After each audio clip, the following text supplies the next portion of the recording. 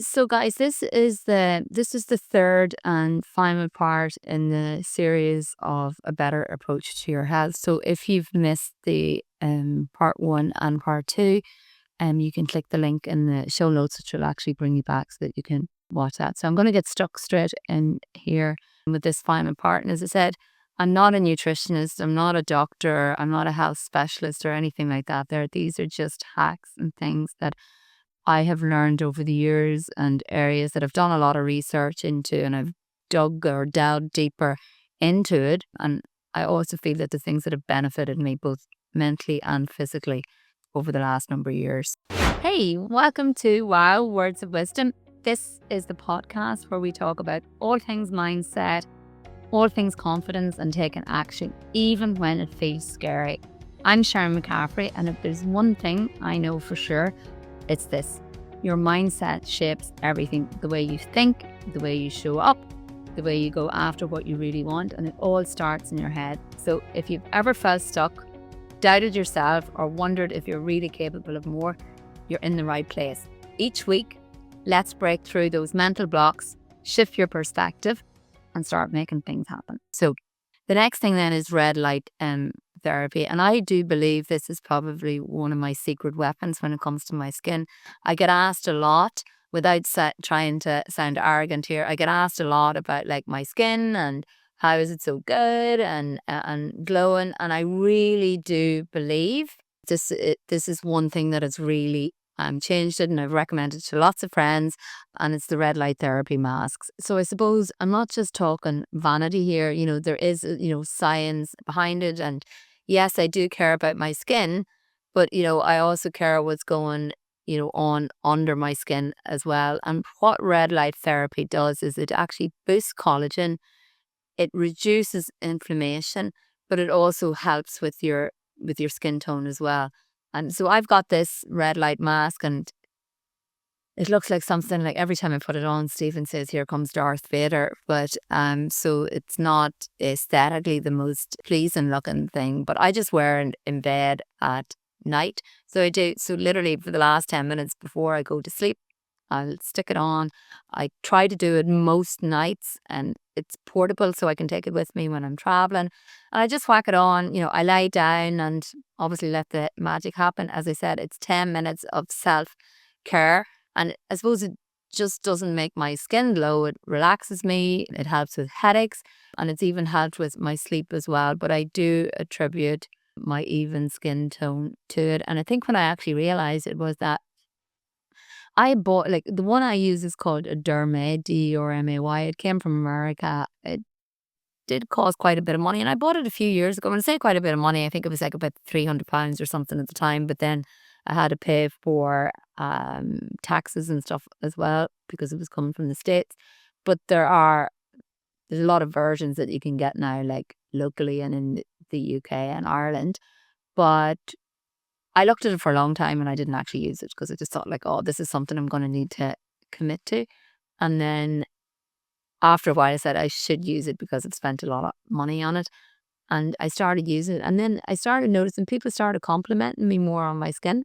I didn't put it all together then, but then I started to realize over time that like I wasn't changing anything else. I wasn't getting anything else done. And I started to realize, oh, it must be the red light therapy mask. And I've recommended it to lots of friends since, and they've noticed a massive improvement in their skin and stuff as well. I suppose that the other bonus about it is you can't look at your phone while you're on it. Well, you can't with mine anyway. So you're getting a bit of an enforced digital detox too. So definitely recommend that for your skin if you want to improve your skin. So the next one then, and it's also to do with red light, it's the sauna blanket. And for me, this is like a detox at home. I know there's lots of red light saunas out there, but generally speaking, you have to be a member somewhere. You have to go to a longevity clinic. And if you want to buy one yourself, it costs a lot of money. So I bought a My High is the name. I'll link it in the show notes, the name of it. But I bought that, so I did a few years ago, and I think you can get discount codes and stuff, which brought down the price of it. So like literally what I do is I roll it out. I roll it out in the bed. I plug it in, and I lie there for, like, you can set it like for 15, 20 minutes, half an hour, 45 minutes. I will normally set it for 45 minutes, and you can bring up the levels of heat. So you're literally lying there sweating, but you're not like sweating grossly. It is very peaceful because your muscles are relaxing. Your stress is melting away, but your skin is also, loving you for it too. And infrared, what it does, the heat penetrates deep into your body. So it's actually helping with detoxing, it's helping to reduce inflammation, but it's also aiding muscle recovery. I actually bought like a little, from the same company, I bought like a little band, a red light band, because my mum had been suffering with like a knee injury. So I bought that for her so that she could wrap around her knee for inflammation. I'm actually thinking of buying one for my dog too to help keep him alive longer, but there you are. But afterwards, you will always feel like because it's good for your body to sweat. Okay. And I do feel like after I've done it, like I've done like a full body reset, and I didn't even have to leave the house, or I didn't have to talk to anyone in a fluffy robe. I try to do it at least twice a week, 3 times on a good week. I would love to say that the aim is to do it every day, but obviously that doesn't happen. So I just turn on a bit of spa music or turn on the TV and watch a little bit of rubbish TV while I'm lying there relaxing. So it's a little bit like giving your body a bit of a spa day from the inside out, but you're doing it like in your living room or your bedroom. You can set it up anywhere, it just rolls out and you can roll it back in again. So the next thing that I do is a magnesium spray before bed. This is literally something that just takes like, a minute. I just spray it on the bottom of my feet. I use like a topical magnesium spray because sometimes the oral supplements can make your stomach feel like a little bit weird. So I'll spray it onto the bottom of my feet, or you can spray it onto your arms and legs before bed. And what it actually does, it helps your muscles relax. It helps lower anxiety, but it'll also help get you into a proper deep sleep. The next thing then I do is no food 3 hours before sleep. This is one simple thing. It's not actually going to cost you any money. It's probably going to save you money if you're not buying junk food, but it's really, really powerful. So what I learned, I've done a lot of research on this, is that if you eat before bed, your body is actually working on digesting that food instead of repairing, detoxing your body and balancing your hormones. So your brain creates something called BDNF while you sleep, and this is what will help you to waken up, refreshed and your body completely repaired.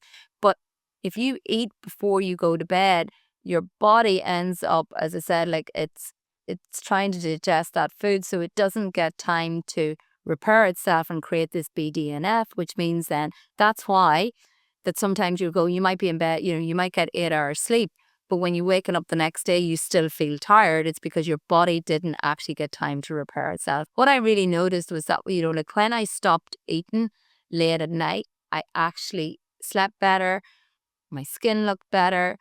My mood improved. I felt that I was more alert and stuff the next day. And I think, what's actually really happening is like I felt that my body finally got the rest it needed. And instead of staying up late, processing whether that was a sandwich or junk food. So now for me, after 7 o'clock, it's kitchen closed, the late night crowd. Like actually last night, I really felt like I was really craving something before I went to bed, but I actually just said I drank some sparkling water and I said to myself, no, because I understood that it would make me, I wanted to go to the gym this morning, but make me feel like a lot more tired this morning. So I'm not doing that anymore. And I know, sometimes maybe it's a weekend or whatever, it's hard not, maybe not to have a snack or whatever, or maybe if you're having a drink and you're snacking on nuts and stuff like that, but just try 3 hours before you go to sleep. So if you're going to bed at 10 o'clock, like just shut off the pantry at 7 o'clock. I can 100% tell you, you will feel the difference. The next thing then is the watch out for the no added sugar labels. That's a little bit of trickery, for want of a better word. And I do think marketing can be so sneaky. And for years, I would look at labels and I would look at like I used to buy a lot of that My Waddy and it would say like no added sugar. And I thought that sounds great. And it made me feel that I was doing something really, really healthy. But it's not until you flip the label over and you see what's actually in there, like, and anything that ends with a no SE has sugar in it. So glucose, fructose, any of those sort of things are all sugar, juice concentrate, rice syrup, agave nectar. It's all still sugar. So what I've learned is that when it says no added sugar, the reason that it says no added sugar is because there's enough sugar already in there that they don't actually need to add any more. So you think you're actually being healthy, but you're not. People that I know and stuff, I try to teach them, and what I'm learning myself is to read the labels properly. So flip it around and read it and actually learn to understand what's in there. And because your body doesn't care what the sugar is called, it still reacts the same way. And this is why so many people have become, insulin resistant. These labels and stuff, it's a little bit like someone like lying to your face with a smile. Just because it's polite doesn't mean that it's actually being honest. Another one, big one then for me, is breakfast is the most important meal of the day. That is actually an industry myth. And I suppose this is my favorite one to bust, because for years I used to always think to myself, if I'm not eating breakfast, then that means I'm slowing down my metabolism and it's the most important meal of the day. But I don't know if any of you know where this has actually come from. This actually got started by cereal companies in the 40s when they were actually trying to sell more product. All right. And if you think about our ancestors, if you go back to primal times, they didn't waken up with a fridge full of food. They had to go out and hunt for food when they were hungry. So that's like when you think of feast and famine, and then they would feast and then they wouldn't eat again until they were hungry again. But there was a lot less disease back then. So what I do now is, I rarely have breakfast. I listen to my body instead. So if I feel that I need to eat in the morning, I will eat. But most mornings I don't. But I don't force feed myself out of habit. If you think about it, what a lot of people are doing is they're actually eating late at night. So you're eating, snacking in front of the TV. So let's say you go to bed at 10 o'clock and you've been eating up until, maybe 9:30, a quarter to 10. Then you go to bed, you get your 8 hours sleep. You get up at let's say you're up in the morning, you're having breakfast at 7 o'clock. You haven't given your body time to digest and repair itself. And then what's happening is the cells are all getting stuck together and stuff because they haven't had time to actually repair themselves. So listen to your body more, in opposed to just because society tells us that we should eat breakfast at a certain time doesn't necessarily mean that's what your body needs.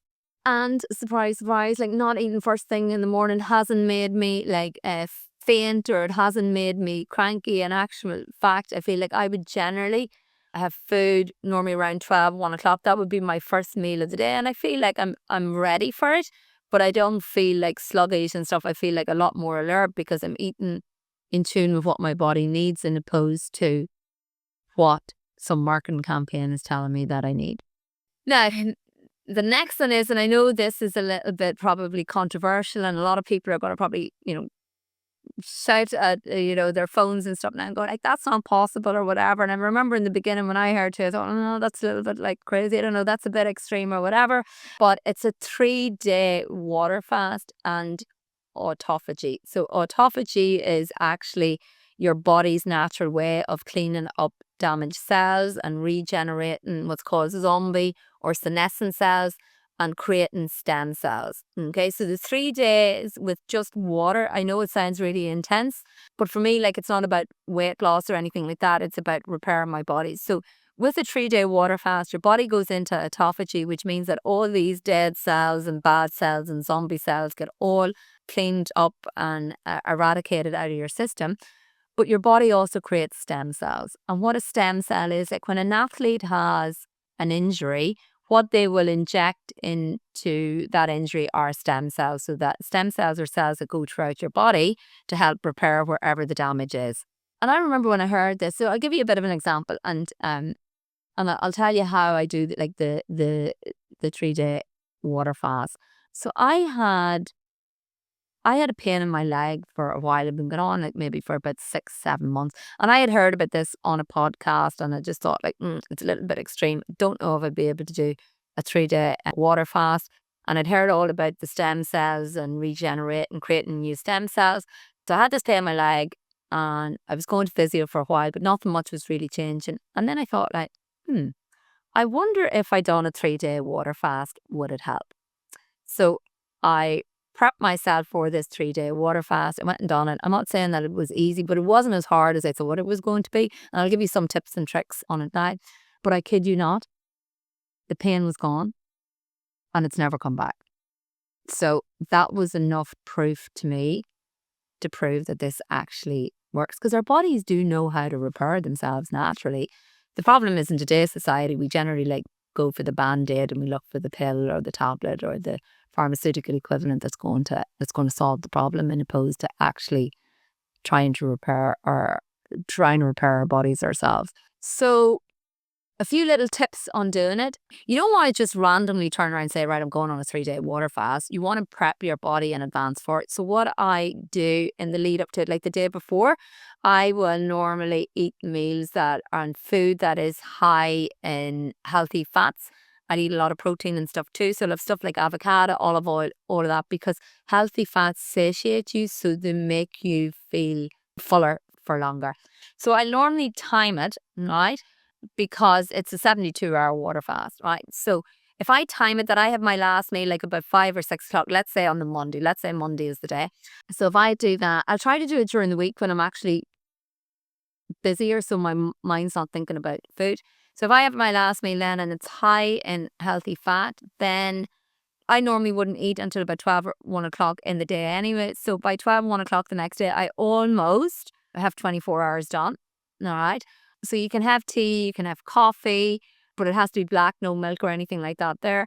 If you buy MCT oil, you can put some of that in your coffee. That will, because that's a healthy fat, that will satiate you and make you feel fuller for longer. So it is a little bit of a cheat code. Then you can also buy basil seeds. You can actually buy them on Amazon. And if you put them in water, they will swell up. They look like chia seeds. And they will swell up, and you drink them. You can drink it. It's a little bit like drinking tadpoles, but they also help fill you up without interrupting your fast. So once I get to like 5 o'clock that evening, I'm already 24 hours in, I'll normally go for a walk that evening, take my mind off food. Then I will go to bed early that night. And by the time I waken up the next day, a lot of the hunger has actually gone off me. And I'm almost like 48 hours in. And then I feel the last 24 hours are a lot easier because the hunger has gone off you. You're really, really alert. Your mind is like so alert because now your body is probably starting to produce ketones. And I find because you're counting down, you're more than halfway is there, you're 2/3 of the way. Because you're counting down, it mentally just feels easier. But how do you feel like that first meal is, so good? You do want to make sure that first meal is that you don't want to be going to McDonald's buying a load of junk food or stuff like that. Try to have something that's high in protein, which would be really, really good for your body. You don't want like fatty foods or sugary foods or anything like that. But you do feel so good afterwards. And I can tell you, if you're having pain in your body and stuff, this will 100% help you. The clarity that comes from fasting is unreal. It's almost like your mind gets upgraded. And your gut actually gets a break too, which is really, really good for your gut microbiome. So I try to do this every few months as a reset. Well, when I say every few months, I'll try to do it twice a year. Like I'm planning to do one now. This month, I'm just mentally preparing myself and picking my times for when I don't have anything on that is going to work. And each time I come out of it, I feel like, I've hit a new level of health. It's definitely challenging, but it is deeply empowering, and you're going to feel amazing afterwards. And if you've never done anything like this, I would say start off with a 24-hour fast. I've been doing lots of 24-hour fasts, so I've kind of built myself up to this too. So yeah, so definitely 100% recommend that. The next thing then is alcohol, and I know as somebody that's Irish, we do love our drinks, so we do, and a lot of people don't like hearing when we say alcohol is not good for you, but the reality is it's like putting petrol in your body. It's not good for us. So what I try to do is I try to keep it limited, and I'm not going to pretend I do love a cocktail. I do like a glass of champagne. I used to like wine, but I've knocked that on the head. But I suppose these days now what I do is I drink intentionally. I stopped drinking. The last drink I had was back on New Year's Eve. I just set myself a goal that I was going to give myself a complete detox for the next few months. And I have to say that I do feel amazing, because a few things I realised, even though that I was never a big drinker, I would drink most weekends.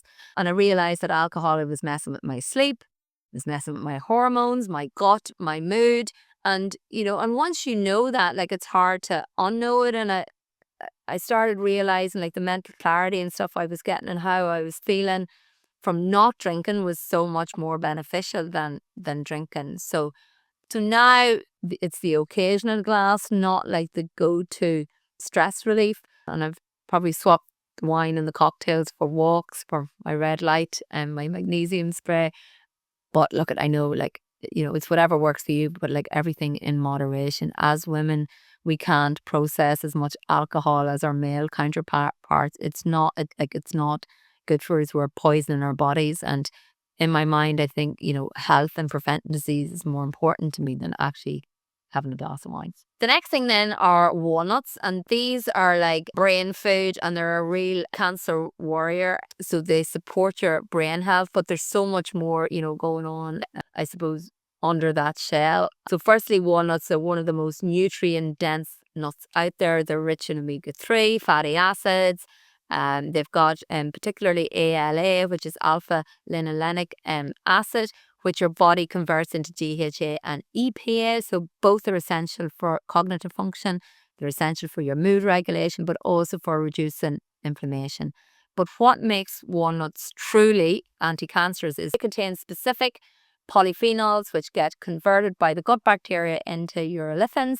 And these compounds, which are shown to have like anti-inflammatory, antioxidant, and anti-cancerous properties, especially when it comes to the colon, to breast and prostate cancer. And urolithins are so powerful. I actually buy a supplement called MitoPure, which produces urolithin in your body. That's how powerful it is.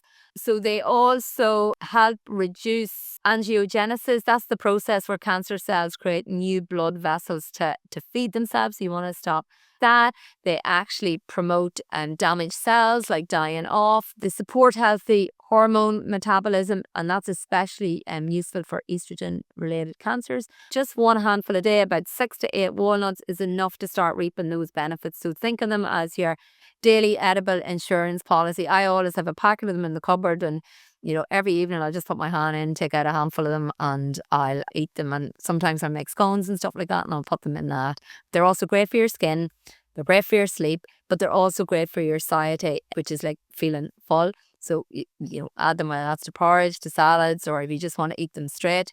You don't want to roast them at really high temperatures, because that can actually damage the good fats in them. The next thing then is matcha tea. So this is really good for calm energy, but again, also cancer protection. You lose, I'm talking about a lot of things like that are protect you against cancer.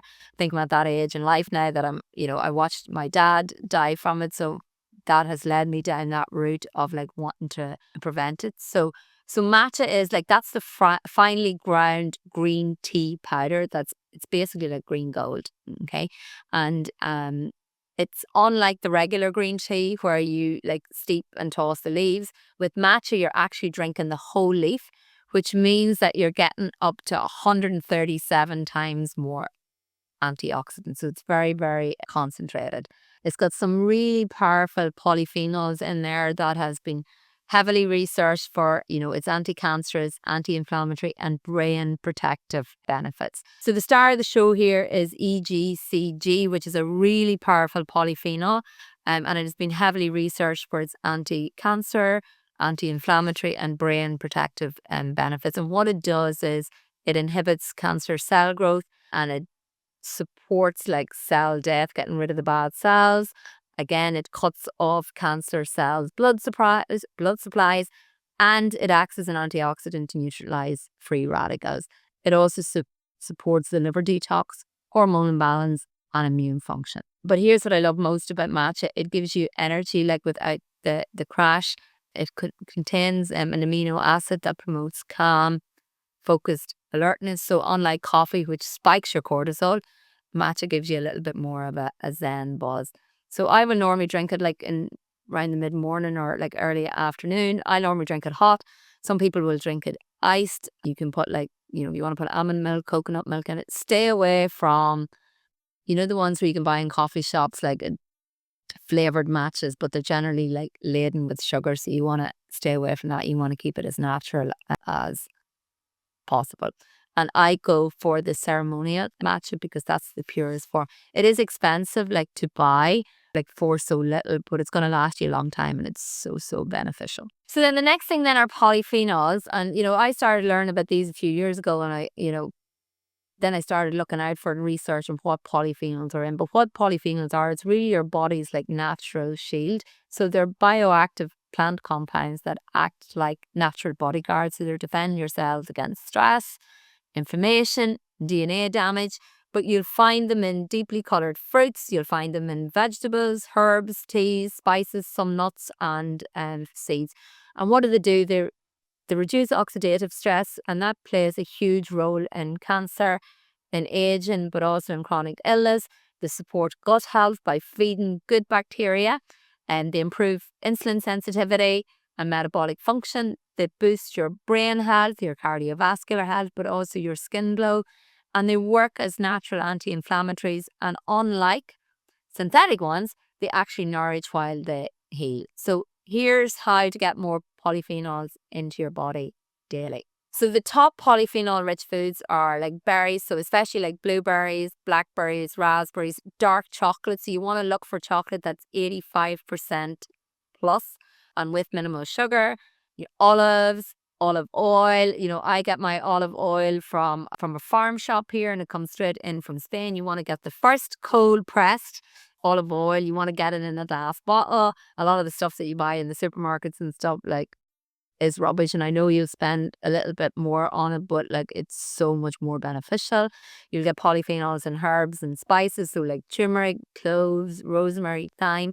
Always know when you're taking turmeric, you need to take turmeric with pepper, because otherwise pepper helps escort turmeric around your bloodstream. Otherwise you won't be able to absorb it into your bloodstream. So that's just a little aside. Green tea and matcha, walnuts that I've already mentioned, almonds, pecans. Pistachio nuts are really, really good for it. And see the little part, when you crack the pistachio out of the shell, the little part of skin that attaches it to the shell is really, really concentrated in polyphenols. I used to eat crisps and junk food and stuff at the weekends, and I swapped that out for pistachio nuts. So those are my go-to now, because then I know, like, if I want a snack, like on a Saturday evening, I'm actually having a healthy, good one that's actually benefiting my body. Red onions, spinach, kale, grapes, and for those of you red wine lovers, like, red wine has got polyphenols in it, but obviously it's in moderation, or maybe you just eat the grapes. And here's the secret sauce, like, polyphenols work even better when your gut microbiome is strong. So using probiotics with butyrate and fiber-rich foods create the ideal environment for polyphenols to work their magic. So it's kind of like, and this is why I'm saying, like, it's not just one thing, it's a combination of everything. So when people ask what I'm doing, sipping, green tea or eating walnuts or walking around with my magnesium spray, like, in my head, I'm thinking I'm building a body that's healing, that it's protecting me, that it's not just thriving, that it's also surviving, and that I'm preventing disease in the future. And then exercise, to me, this is like the magic pill that we keep ignoring. It's honestly the most underrated antidepressant out there. And, if it were a pill, exercise would be the most prescribed drug on the planet. And yet people still treat it like a punishment for eating a cookie. But here's the truth. Exercise isn't just about burning calories or changing how you look.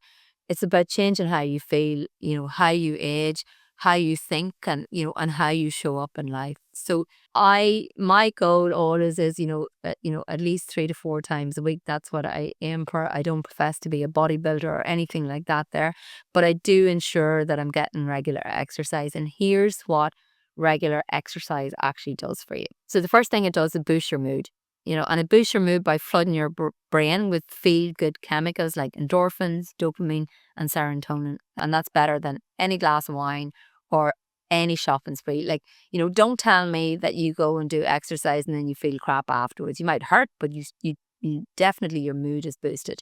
The second thing it does, it regulates your cortisol, and that's your stress hormone. So it's helping you to stay calm. It's helping you to stay clear-minded, but also less reactive. I would say I'm quite a feisty person. So I know going to the gym helps me to release that, like, stress, and helps me to stay calm. The third thing it does, it improves your insulin sensitivity. So your body can actually manage blood sugar better. But which means that you're reducing your risk of diabetes, but also weight gain. Number 4, it actually supports your lymphatic drainage, which means your body clears out toxins more efficiently because the lymph system only works when you move. Number 5, it builds muscle mass, which keeps your metabolism humming and your bones strong, especially important as we age. And as women, as we're aging, one of the biggest challenges as we lose estrogen in our body can be osteoporosis. So you want to build muscle, which is actually going to keep your bones strong. The next thing then, it enhances your brain function, which means sharper memory, quicker thinking, more creativity. And again, and I know as I said, it seems that I'm on this mission to reduce cancer, but it does reduce your risk of cancer. It reduces your risk of heart disease, depression, and dementia. As much as exercise and stuff does help to keep me in shape. So I don't do it just because I want to be shredded, and obviously I do want to look good, but I do it so that I don't lose the plot when I'm feeling overwhelmed. So whether it's a weight session, whether it's a walk in nature, a dance in the kitchen, or a stretch on the mat, movement is medicine. And to give you this morning, I went to the gym. I done about 50 minutes in the gym. I went for a walk with my dog. Then about an hour later, so I did, and I'm going to do a Pilates this evening. But that's a lot today. I don't do that every day. I normally aim for the gym 3 or 4 times a week. I'll throw in a Pilates session, and then the weather's nice, or if it's bright outside, I'll go for a walk in nature. And I want you to think about, think of your body that it's like a car. If you don't drive it, it's going to rust. So you don't need a Formula 1 engine, but you do need to take it for a spin. And then last but not least is sleep. This is your free daily detox and rebuild program. And sleep is not being lazy. Sleep is sacred, and most people treat it like it's an optional extra when it's actually the foundation of literally everything. And here's some of the good things that sleep actually does for you. It restores your nervous system. So that actually helps your brain to clear out waste. It regulates your hormones like cortisol, leptin, which is the hunger hormone, ghrelin, which is the satiety, so for feeling full hormone, and melatonin, which is your circadian rhythm. It also enhances muscle recovery, your immune function, your cell regeneration. So it's like a mini spa treatment for all your organs. It boosts your memory and your focus. Your brain actually files your experiences during your REM sleep. And I have an Oura ring, which means that I can track my sleep. So I can see how much REM I'm getting, how much deep sleep. So REM is when you're dreaming. Okay. It also supports your emotional resilience. So sleep deprived people are more reactive. They're much more anxious and more irritable. I've been there, where I've snapped at something. And sleep also helps balance your blood sugar and your metabolism. Poor sleep will actually increase your cravings and your fat storage. So if you've had a bad night's sleep, you're much more likely to reach for the cookie jar the next day. So if you're eating clean, you're exercising, and you're taking your supplements, but you're still not feeling right, look at your sleep. And what I do to support good sleep is, as I said, I have no food 3 hours before I go to bed, so my body can actually rest instead of digest. I have my magnesium spray to relax my muscles and mind. Red light at night, no blue light, late at night. So I actually have blue light blocking glasses that I put on. Probably shouldn't admit this here, but we do have a TV in the bedroom. But we normally only watch a little bit of TV before we go to bed. But I put on my blue light blocking glasses. But what I'll try to do if I can is to read instead of scrolling. That's wild, but anyway. And I try to make my bedroom cool, dark, cozy. So it's a little bit like a cave, but just with better pillows.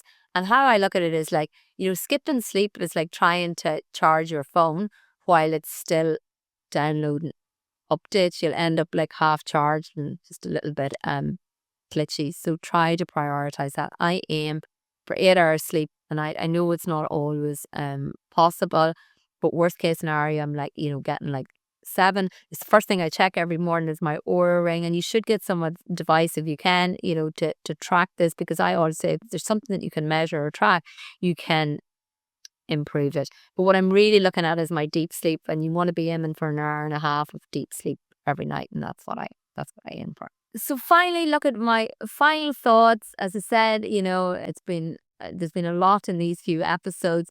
And and some of it can be overwhelming, and I know some of it can be expensive and stuff too. I'm not, this journey isn't about being perfect. It's just about being aware. I didn't suddenly start doing all of these things. It's just I would listen to different things and read different things, and then some things would resonate with me. Some of these things will resonate with you, some of them won't. This has been a journey for me, like for over 7 years now, and bit by bit I've added in different little things. Some people think I'm crazy. I don't know. It just makes me feel good. And I think even if there's just one thing out of, all the things that I've talked about over these, 3 episodes that you feel is going to benefit you, well then, to me, then that's just a win. I didn't start this because I wanted to be like some clean living saint. I started this because my dad died of cancer, and, that was not something that was nice to watch. And I suppose that scared me. I didn't want to have to go through that. So I started asking hard questions about our food, about our environment, about our habits. And in my head, I just wanted to minimize that ever happening to me or my loved ones. So I know my approach is like, it's functional, it's holistic, and it's empowering. It's not all or nothing. It's step by step. It's like one change at a time. And as I said, I'm not a doctor. I'm not a nutritionist. I don't have any qualifications in any of this. This is just stuff that I've done a lot of research on and that I've learned from other people that have been benefiting from it. And so, yes, sometimes it does mean, me being the woman who brings my San Pellegrino in a glass bottle and to dinner, and, sprays magnesium oil before bed like it's, Chanel and perfume. But you know what? I feel good. I feel strong. I feel healthy. I feel I'm aging well, and I want that for you too. So just a quick one before you go. Over 100 million people listen to podcasts on a daily basis. And while so many come looking for personal growth, most never actually hit follow. So if anything in this episode helped you to see things differently, to feel a bit stronger, or just breathe easier, then do me a massive favor and hit follow right here where you're listening. This means that you'll never miss an episode that might be exactly what you need to hear that day. And most importantly, the more this podcast grows, the more I can keep sharing real value and even open the door to bringing in incredible guests to support your journey. So thanks again for being here, and I'll see you in the next episode. And that's my words of wisdom for today's episode of Wow. I hope this gives you something to think about, because remember, your mindset shapes your reality. The way you choose to think today will impact what you create tomorrow. If you love this episode, let me know. Share it, tag me, or send me a message. I'd love to hear your thoughts. And if you haven't already, hit that follow or subscribe button so you never miss an episode. Catch you next time.